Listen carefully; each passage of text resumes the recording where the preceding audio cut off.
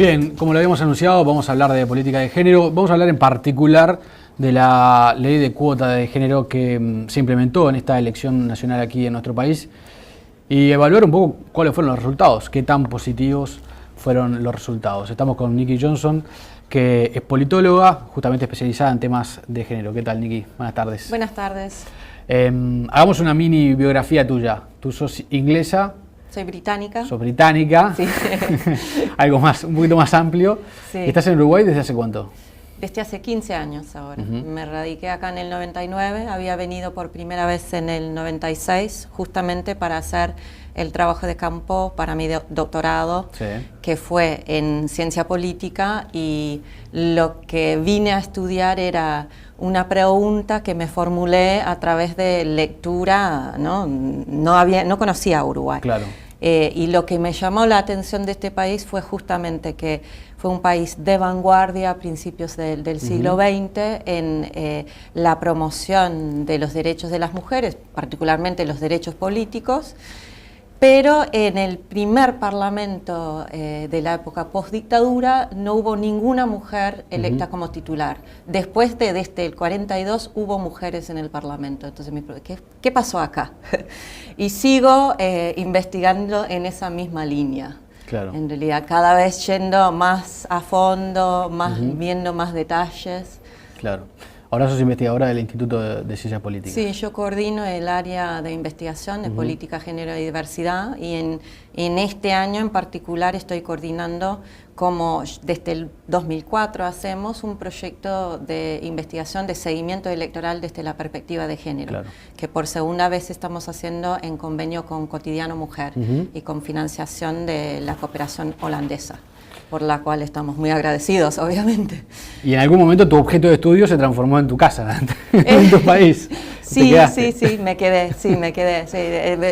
Después, aún después de escribir la tesis de doctorado, me quedaron tantas preguntas, ¿no? Me generaron más preguntas todavía, y bueno, me encantó el país además. Claro. Así que...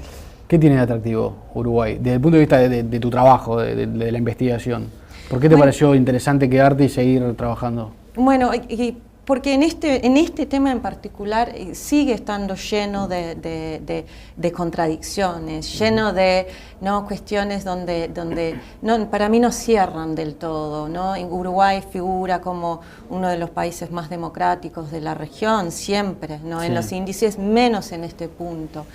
Hemos tenido en estos últimos años avances legislativos consagrando nuevos derechos que en otros países de la región sería impensable que se llegara al matrimonio igualitario, la legalización de la marihuana. Pero sobre el tema del acceso de las mujeres a la política, cuando tenemos países en la región como Bolivia, que en las recientes elecciones, al aplicar la paridad, ya no la cuota, sino la paridad, tienen un 48% de mujeres en su Asamblea Nacional.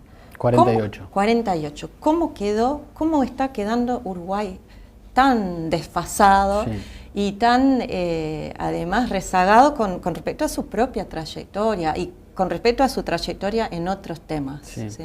Es un fenómeno que, claro, es interesante y paradójico, ¿no? Porque además hay mujeres en Latinoamérica que han accedido a cuotas, a lugares de poder muy destacados. Bueno, obviamente estamos rodeados de presidentes, mujeres en Brasil, en Argentina, en Chile, sí. en Costa Rica, en varios países. Pero sin llegar a eso, tampoco en Uruguay, por ejemplo, en un gabinete de ministros hay una representatividad femenina alta. No, hubo un momento durante el gobierno de Tabaré Vázquez que aquí llegamos a tener 4 ministras a la misma vez en el gabinete, un 30%, que fue el momento máximo. Y fue un momento en que empezamos en los índices de representación femenina de la región, ahí andábamos más o menos bien. En el gobierno, en la administración de Mujica, hemos bajado nuevamente. Y en el Parlamento estamos, desde el 99, cuando hubo como un pequeño saltito, pequeño, desde el 99 no hay una acumulación, un crecimiento sostenido. Claro. Ahora, ¿la explicación a eso tú la encontrás en la ciencia política y en la estructura de los partidos, o hay una cosa que va más allá, que tiene que ver con la sociología, con lo cultural? Bueno, yo creo que con este tipo de fenómeno nunca está bueno buscar la causa única, ¿sí? Siempre hay múltiples factores que inciden. Una de las cosas que sí incide claramente, y lo hemos demostrado en las investigaciones que hemos hecho, tiene que ver con ciertas características del sistema electoral y el sistema de partidos, ¿sí? Pero después hay otro conjunto de factores que están más asociados a factores culturales, y sobre todo la cultura machista, que capaz que uno piensa que Uruguay no es tan machista como piensan en México, ¿no? Otros países de la región, pero es un machismo más solapado, ¿sí? Pero está presente.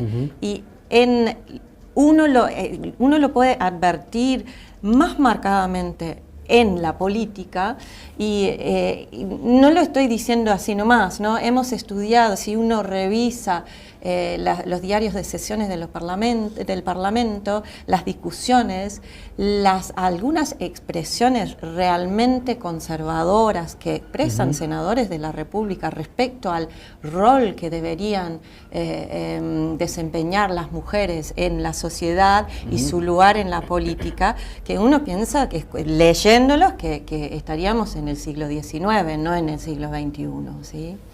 Y eso dentro de ¿no? Está asociado a esa resistencia a dejar su lugar, ¿no? Entonces hay una cultura política machista y una resistencia muy fuerte a admitir que, bueno, si vamos a abrir las puertas para que entren, ¿no? Personas más diversas, claro, en la representación, alguno de nosotros va a tener que salir. Sí. ¿Ese fenómeno se da en todos los partidos? Se da en todos los partidos. Eso también es raro, ¿no? Hay excepciones, y sí, las excepciones tienden a estar dentro de la coalición de izquierda, ¿sí? Donde hay sectores más abiertos, y hay partidos como el Partido Nacional que tiende a ser más cerrado y más conservador en este aspecto, aunque esto no quiere decir que no tengan figuras femeninas destacadas entre sus filas. Pero, por ejemplo, uno pensaría en el Frente Amplio, que por varias razones, no solo por ser un partido de izquierda, sino por ser el partido más grande hoy en día, debería tener una presencia femenina más amplia, ¿no? Y eso no se da. Quiere decir que hay algo que está muy intrínseco socialmente. Sí, socialmente, no sé, porque en realidad porque uno de los argumentos que se manejaba cuando se discutía la cuota era que, bueno, la gente no vota mujeres. Es un argumento que no tiene un fundamento, porque en realidad el sistema electoral uruguayo son realmente cantadas las instancias que la gente vota directamente a la persona, ¿no? Los cargos parlamentarios, votás una lista. Nadie sabe a quién, si estás votando a alguna persona en particular. Por ahí que han salido en estos días alguna persona que diga, bueno, demos a la ciudadanía mayor poder en la elección de sus representantes, y en vez de tener un sistema de listas cerradas y bloqueadas como tenemos, es decir, yo solo puedo votar a la lista como viene del partido. Entonces es el partido que está definiendo cuán diverso es esa lista, no es el votante. El votante no tiene más opción que votar a la lista además entera. Cuando uno vota una lista, le tienen que gustar los 100 nombres que se incluyen en la lista, lo cual es difícil, o porque no conoce la gran mayoría, o porque puede haber alguno que no le gusta, pero lo tiene que votar igual. Eso es otro aspecto del sistema electoral uruguayo que creo que particularmente a mí, siendo extranjera, siempre me resultó muy raro, ¿no?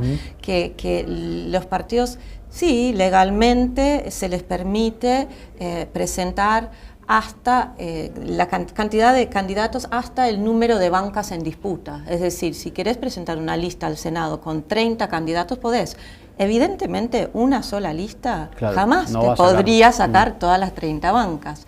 Pero igual hay partidos que lo hacen, hay sectores que lo hacen. Y para mí esto es algo que no ayuda a la ciudadanía a discernir realmente quiénes son las personas que van a representarlo, ¿sí? Es como caos de nombres ahí, como decís, la mayoría.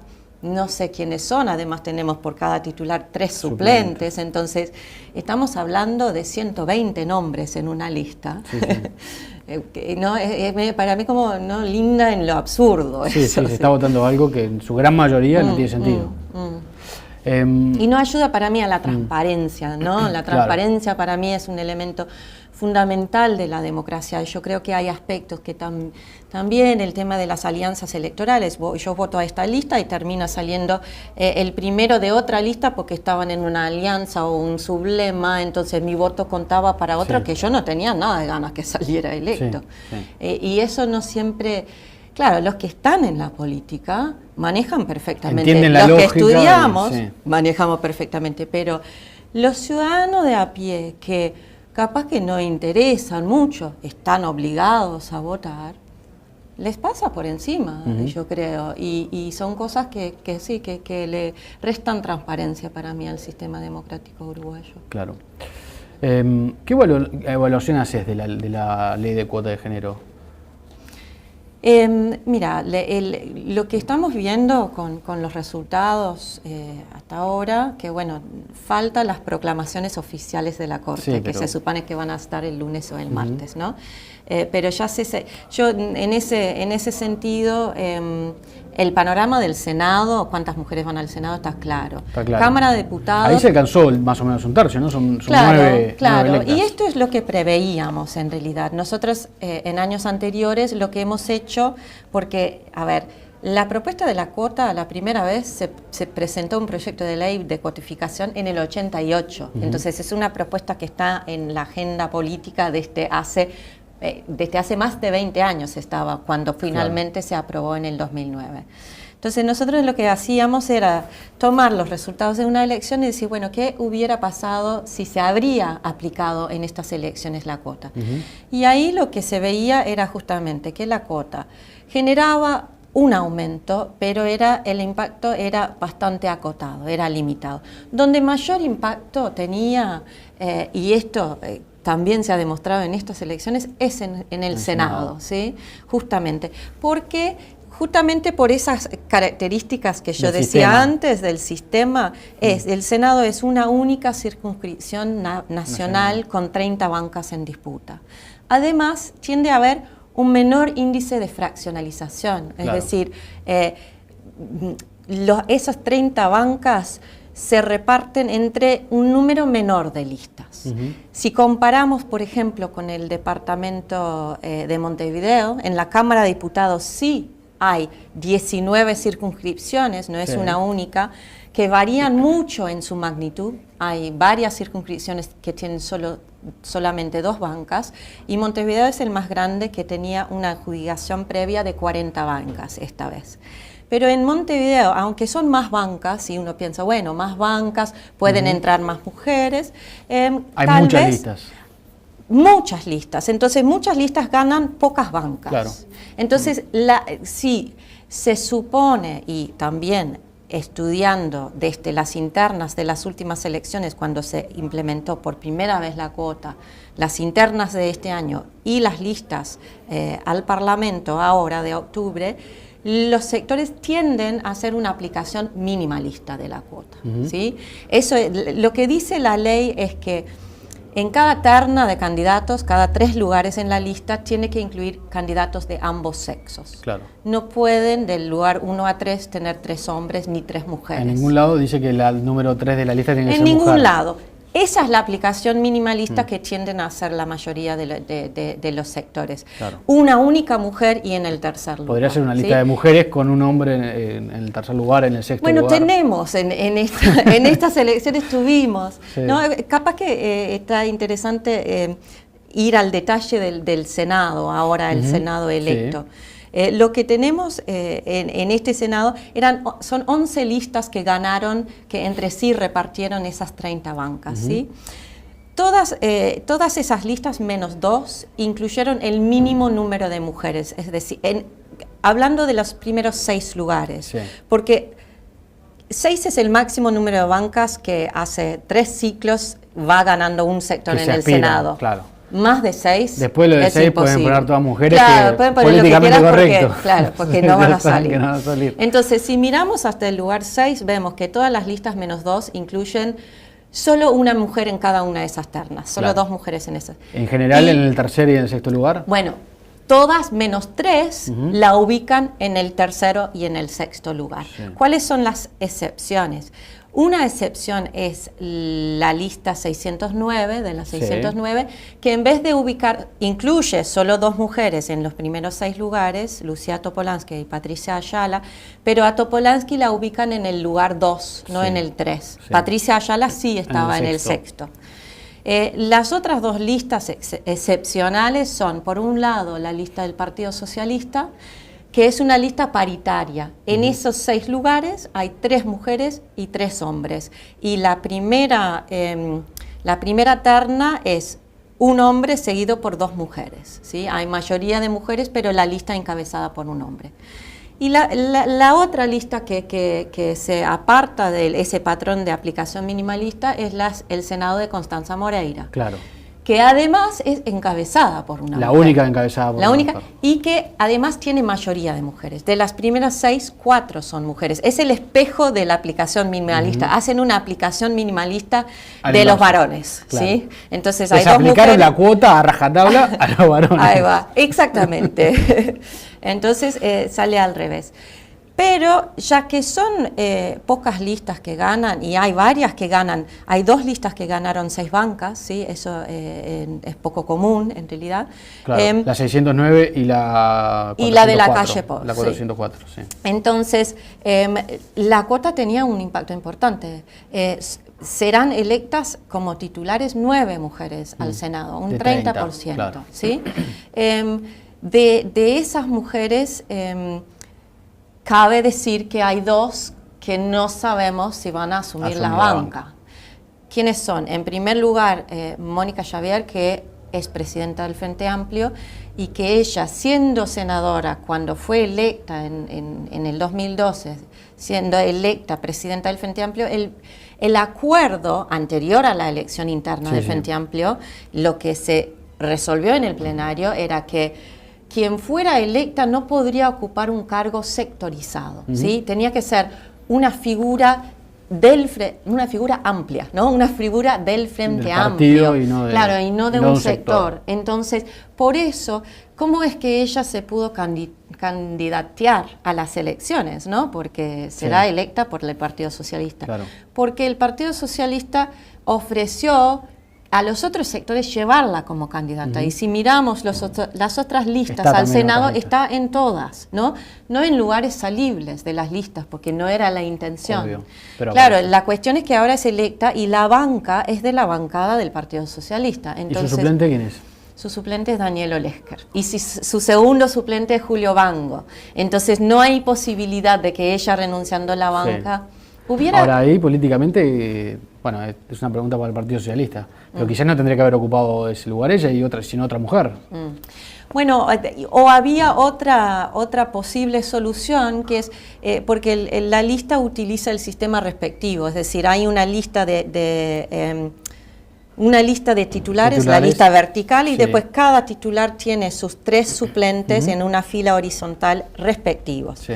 Hay otro sistema que se llama mixto, ¿sí? Donde si el titular se ausenta por un periodo, ¿no? corto de tiempo, por un viaje, porque se enferma, entra el suplente respectivo. Claro. Pero si renuncia a la banca, asume la titularidad la próxima persona en la lista de titulares. Claro. En este caso, si hubieran aplicado ese sistema, y Mónica Xavier renunciara a la banca, asumiría Daisy Tourné, porque ella está en el tercer lugar. Pero el sistema que adoptaron fue respectivo, entonces eso no se va a dar. No se va a dar. Me sorprendió un poco, primero porque Daisy Tourné es una persona con muchísima trayectoria dentro, que tiene un apoyo muy importante en el partido, tiene mucha experiencia además en el Parlamento. Ella es diputada desde el 95, el 94 fue electa por primera vez como diputada. Fue ministra. Y además el Partido Socialista tiene desde el 92 una cuota voluntaria interna aplicada, ¿sí? Entonces, era algo que a mí me parecía que podrían haber hecho para garantizar eso, sabiendo que Mónica Xavier no iba a asumir la banca, o probablemente no la va a asumir.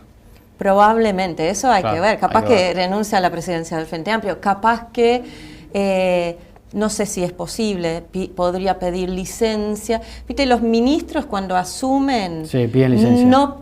No pierden la banca, no tienen que renunciar. Solo hay algunos cargos en el Ejecutivo, el director de la OPP, por ejemplo, que es obligatorio renunciar a la banca.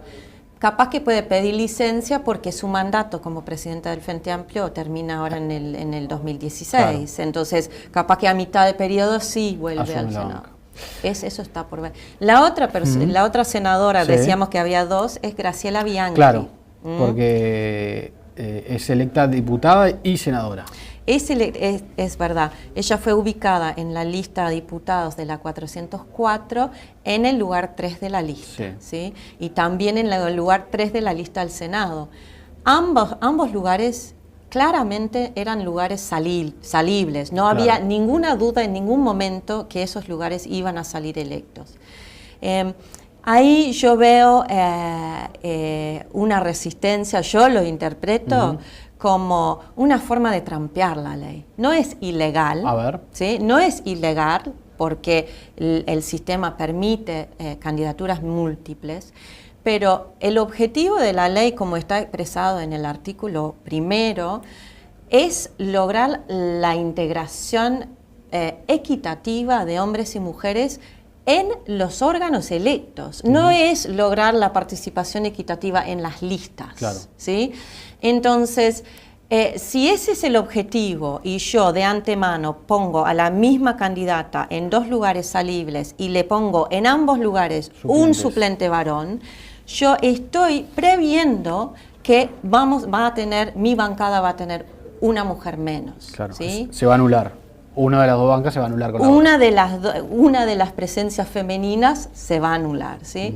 Entonces, a mí, claro, además fue anunciado con antelación, en el momento en septiembre, cuando había bastante atención de los medios sobre ese proceso de conformación de las listas después de las internas, salió en varios medios de prensa que además fue el acuerdo, no es solo porque es electa en las 2, sino porque ella va a renunciar en el Senado para que entre Álvaro Delgado, que además, siendo Álvaro Delgado hombre de confianza de la calle Pou, yo no dudo de que el acuerdo es que ella renuncia al Senado. ¿Sí? Es poco probable que no. Lo mismo pasa con otra de las senadoras electas por el Partido Nacional, que es Verónica Alonso, que también ocupa el 3er lugar al Senado de Alianza Nacional y el 1er lugar en la lista a diputados de Alianza Nacional, lugar que ella ganó con la votación en las internas.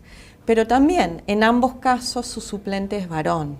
Ella sin duda asumirá en el Senado, pero en la Cámara de Diputadas se pierde un lugar. Se pierde una mujer.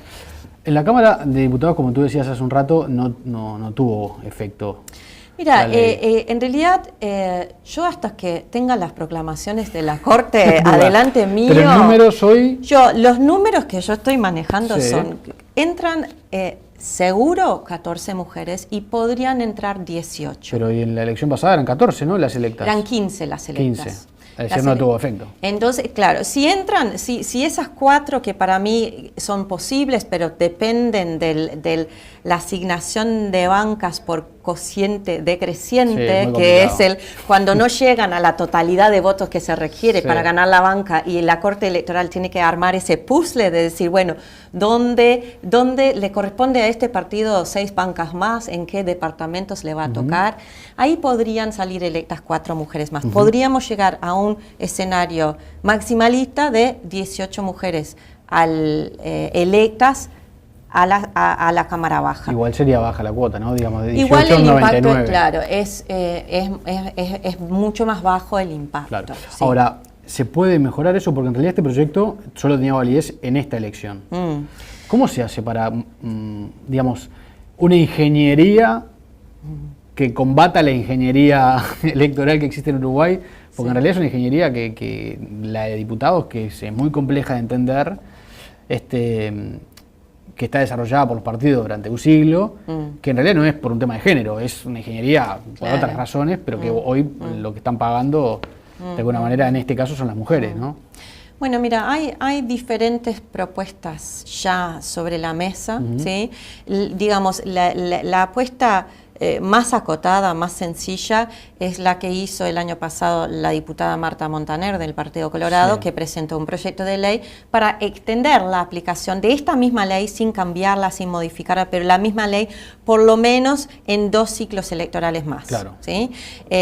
Porque eso es la otra cosa, aplicar una reforma electoral en un solo ciclo, difícilmente uno puede ver el potencial impacto. Sí. Si pensamos en la reforma electoral, la reforma electoral constitucional, ¿no? Porque toda reforma electoral en este país es constitucional, requiere de un cambio de la Constitución,